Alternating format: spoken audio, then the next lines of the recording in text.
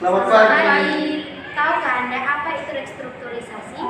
Dan betapa pentingnya restrukturisasi pada perusahaan.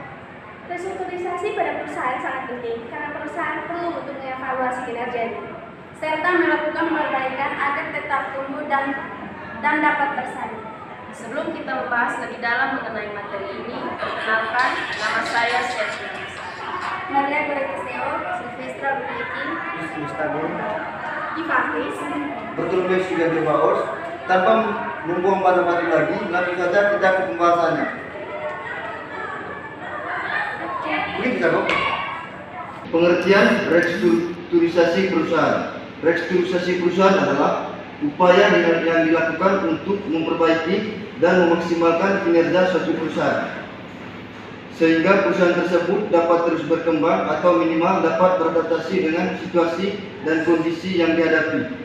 Singkatnya, restrukturisasi perusahaan yang dilakukan agar kinerja perusahaan tersebut menjadi lebih sehat. Bentuk-bentuk restrukturisasi perusahaan. Yang pertama, restrukturisasi portofolio atau aset. Kegiatan penyusunan portofolio perusahaan agar kinerja perusahaan menjadi semakin baik. Yang termasuk ke dalam portofolio perusahaan meliputi setiap aset, jenis bisnis, divisi, unit usaha atau SBU, atau strategi bisnis unit, maupun anak perusahaan. Yang kedua, restrukturisasi modal atau keuangan, penyusunan ulang komposisi modal perusahaan. Hal ini dilakukan agar kinerja keuangan perusahaan menjadi lebih sehat. Kinerja keuangan dapat dievaluasi berdasarkan laporan keuangan yang terdiri dari neraca, rugi atau laba, laporan arus kas, serta posisi modal perusahaan. Yang ketiga, restrukturisasi manajemen atau organisasi. Penyusunan ulang komposisi manajemen, struktur organisasi, pembagian kerja, sistem operasional, atau hal lain yang berkaitan dengan masalah manajerial dan organisasi. Dalam hal restrukturisasi manajemen atau organisasi, perbaikan kinerja dalam peroleh dengan berbagai cara. Di antaranya adalah dengan pelaksanaan yang lebih efisien dan efektif, pembagian wewenang yang lebih baik, dan kompetensi sifat yang lebih mampu menjawab permasalahan di setiap unit kerja.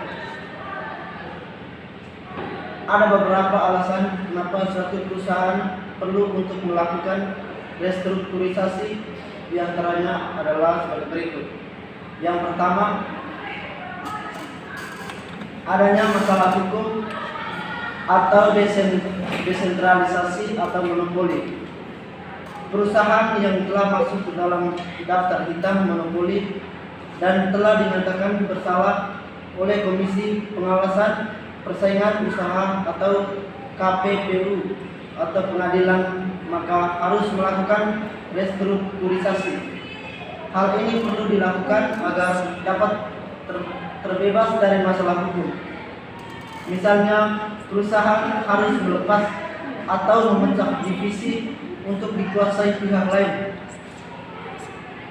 atau menahan laju produk yang masuk ke daftar monopoli agar pesaing bisa mendapat porsi yang mencukupi. Kedua, adanya tuntutan pasar dan masalah geografis. Konsumen akan semakin dimanjakan dengan semakin banyaknya produsen. Apalagi daerah perdagangan bebas, produsen dari manapun boleh masuk ke Indonesia. Hal ini menuntut suatu korporasi atau perusahaan untuk memenuhi tuntutan konsumen. Di antaranya menyangkut tentang kenyamanan atau convenience, kecepatan pelayanan atau speed, ketersediaan produk atau conformity, dan nilai tambah yang dirasakan oleh konsumen atau added value. Tuntutan tersebut dapat dipenuhi apabila perusahaan dapat mengubah cara kerja, pembagian tugas, dan sistem dalam perusahaan agar mendukung memenuhi atas tuntutan tersebut. Yang ketiga, terjadi perubahan kondisi perusahaan dan terjadinya masalah serikat pekerjaan. Perubahan kondisi suatu perusahaan seringkali menuntut manajemen untuk mengubah iklim supaya perusahaan semakin inovatif dan menciptakan produk atau cara kerja yang baru. Iklim ini dapat diciptakan apabila perusahaan memperbaiki manajemen dan aspek-aspek keorganisasian, misalnya kondisi kerja, sistem insentif, manajemen kinerja, dan lain sebagainya. Di era keterbukaan yang diikuti dengan munculnya undang-undang ketenagakerjaan yang terus mengalami perubahan, mendorong para buruh untuk semakin berani menyuarakan kepentingan mereka. Korporasi. Selain itu, manajemen seringkali merestrukturisasi diri supaya cara kerja lebih lincah, pengambilan keputusan lebih cepat, dan perbaikan bisa dilakukan lebih tepat guna.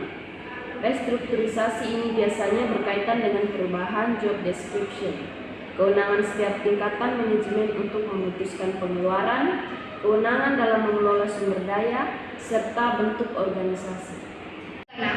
Pergeseran kepemilikan atau akses modal yang lebih baik. Para pendiri perusahaan biasanya memutuskan untuk melakukan go public setelah si pendiri menyatakan diri sudah tua atau tidak sanggup lagi menjalankan perusahaan. Perubahan yang paling sederhana adalah mengalihkan sebagian kepemilikannya kepada anak-anaknya. Akan tetapi cara ini seringkali tidak cukup.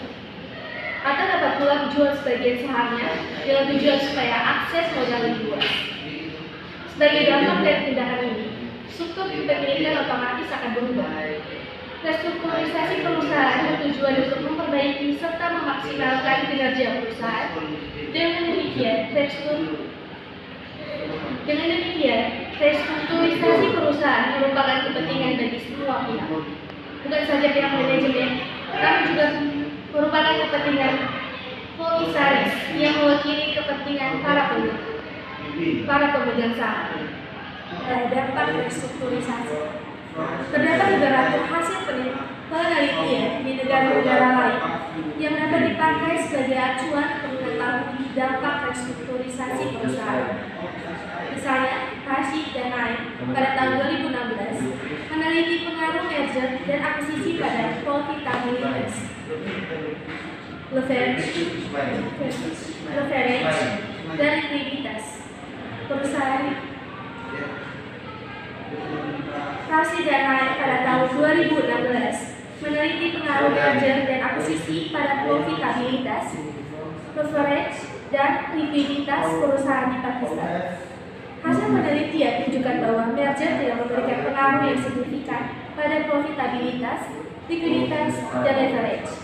Di lain pihak, dengan metode ini hasil bahwa merger mempengaruhi negatif pada quick ratio. Pada kasus di Jepang, Katero et al. Pada tahun 2010 menemukan bahwa perusahaan yang dirapikan asetnya setelah restrukturisasi mengalami penurunan nilai profitabilitas dibandingkan dengan perusahaan pada industri sejenis.